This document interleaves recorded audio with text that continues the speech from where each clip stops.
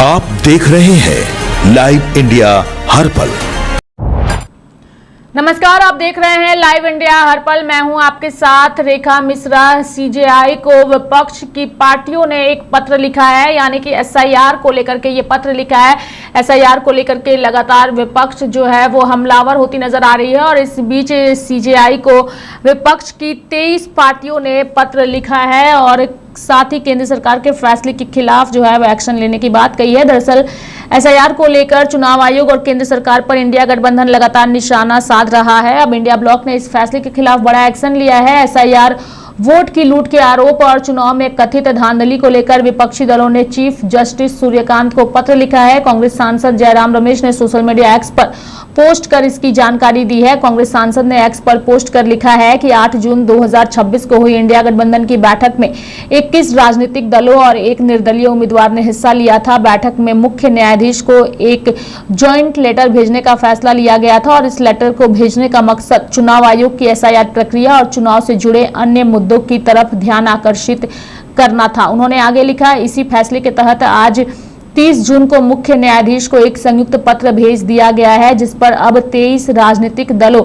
और एक निर्दलीय उम्मीदवार के हस्ताक्षर हैं। विपक्ष के सभी दल एकजुट, एकता और प्रतिरोध की भावना के साथ मजबूती के साथ खड़े हैं। 8 जून 2026 को इंडिया गठबंधन की नई दिल्ली के कॉन्स्टिट्यूशनल क्लब में बैठक हुई थी। मीटिंग में 21 राजनीतिक दलों और एक निर्दलीय सदस्य ने हिस्सा लिया। इसमें चुनाव आयोग की एसआईआर प्रक्रिया और चुनाव से संबंधित अन्य मुद्दों पर भारत के मुख्य न्यायाधीश को संयुक्त पत्र लिखने का फैसला लिया गया था और इसी के तहत मंगलवार को यह जॉइंट लेटर सीजेआई को भेज दिया गया है। इंडिया गठबंधन में शामिल राजनीतिक दलों ने मीटिंग में अलग अलग मुद्दों पर अपनी राय रखी थी। बैठक में 5 मुद्दों पर सहमति बनी थी, जिन पर काम करने और आगे बढ़ाने का फैसला लिया गया था। इसमें वोटर लिस्ट में स्पेशल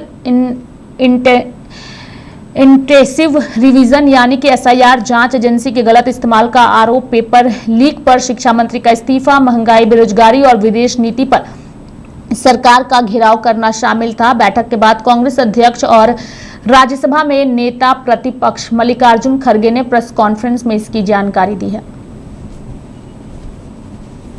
देखिए, एसआईआर तो पहले भी होता रहा, बस इतना एक आधा अधूरा होता रहा। अब पूरा संवैधानिक प्रक्रिया है। हमको लगता है कि इन लोगों को इस पर बेवजह इधर उधर दौड़ने बढ़िया फेस करना चाहिए और ठीक से एसआईआर कराना चाहिए। अपने लोगों को जागरूक करना चाहिए और नाम कटना और बढ़ना एक प्रक्रिया के तहत सही रहना चाहिए। लोगों को, जनता को, वोटर को मतलब एक तरीके जागरूक करके इसमें ठीक किया जा सकता है और उसकी तरफ ध्यान देना चाहिए। देखिए, हम लोग इंडिया गठबंधन का हिस्सा नहीं है, मगर उसके बावजूद भी जब विपक्ष को कहीं ना कहीं आम आदमी पार्टी की जरूरत होती है, चाहे वो संसद हो चाहे वो सड़क हो, तो आम आदमी पार्टी सैद्धांतिक रूप से विपक्ष के मुद्दों के साथ मजबूती से खड़ी होती है और संजय सिंह जी विपक्ष की एक मजबूत आवाज बनके पार्लियामेंट में आवाज उठाते हैं।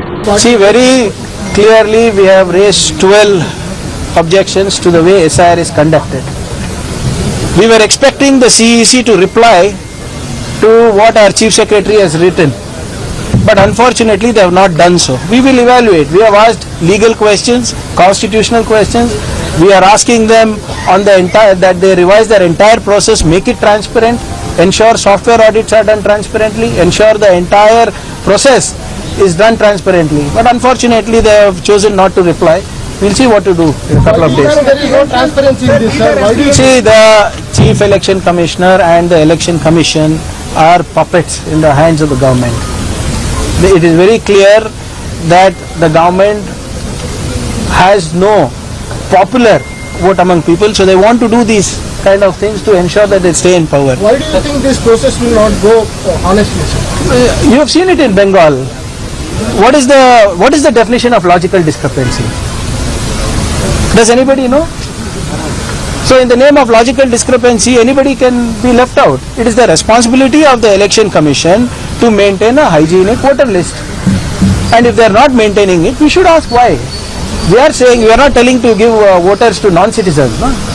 Whatever it is, ensure that no citizen is left behind. देखिए, चिट्ठी का लबोलुबाब है। आपने अभी हाल में देखा होगा जब हम कहते थे कि 27 लाख लोग, हाल में एक टिप्पणी आई, शुरू में एक टिप्पणी आई थी कि इस बार नहीं वोट दे देंगे तो अगली बार, वो टिप्पणी और सर्वोच्च न्यायालय से आई थी, वो अपने आप में एक अंधे कुएं की ओर इशारा कर रही थी। अगर इन 27 लाख में 5,000 लोग ओनली अगर माना जाता है कि उनको एसआईआर में बाहर करना गलत है, कौन भरपाई करेगा?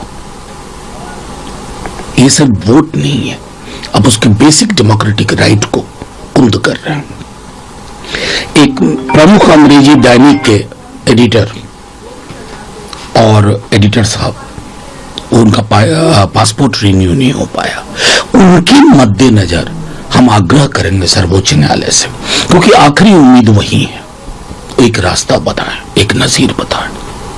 और सर ये भी पूछना चाहूंगा कि आपसे कि अब जब सारी विपक्षी पार्टियां जो 8 तारीख को मिली थी, अब चिट्ठी भी लिखी जा रही है, उसमें दो जो ऑन बोर्ड नहीं भी थी, डीएमके और आम आदमी पार्टी का स्पेसिफिकेशन है, तो इससे क्या संकेत माने? सिर्फ चिट्ठी लिखना ही नहीं, लेकिन एक प्लेटफॉर्म पे आना, मतलब ये कि जैसे उस वक्त में कि जब टीएमसी के सांसद जो हैं वो अलग राह पकड़ चुके हैं, शिवसेना उद्धव ठाकरे के सांसद राह पकड़ चुके हैं और नंबर्स जो हैं वहां बढ़ते दिखाई दे रहे हैं, उसके नहीं, देखिए, नंबर्स बढ़ते दिखाई दे रहे हैं, डेमोक्रेसी मरती दिखाई दे रही है। मैं कतई नहीं मानता कि यह तृणमूल कांग्रेस का संकट है या शिवसेना का संकट, ये भारतीय लोकतंत्र का संकट है। एक दलीय व्यवस्था बनाने की एक कोशिश की जा रही है।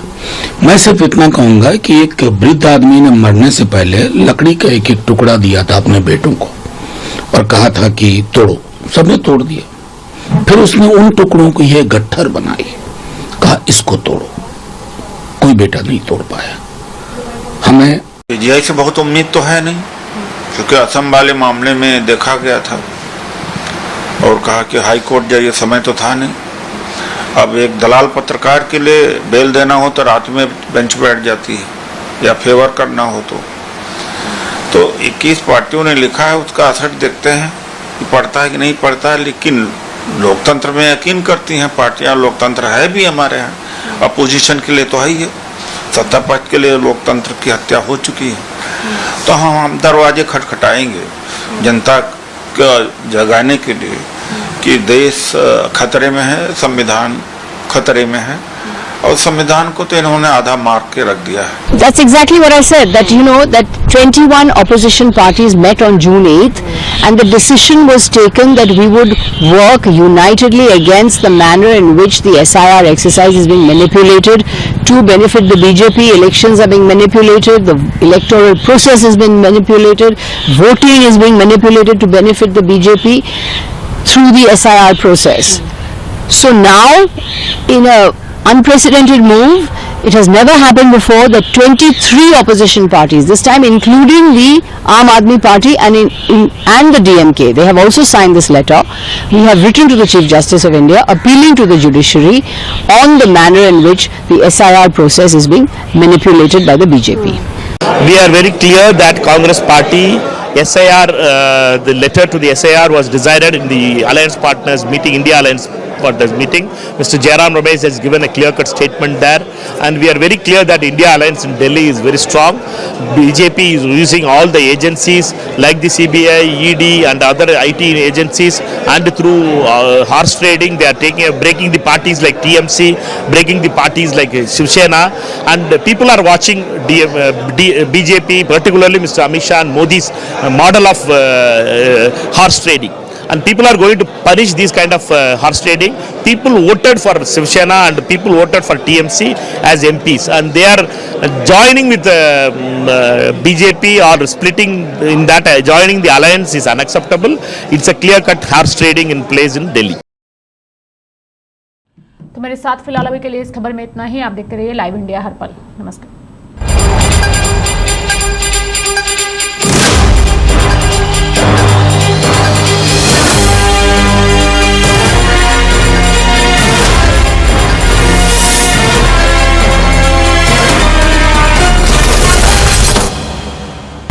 आप देख रहे हैं लाइव इंडिया हर पल।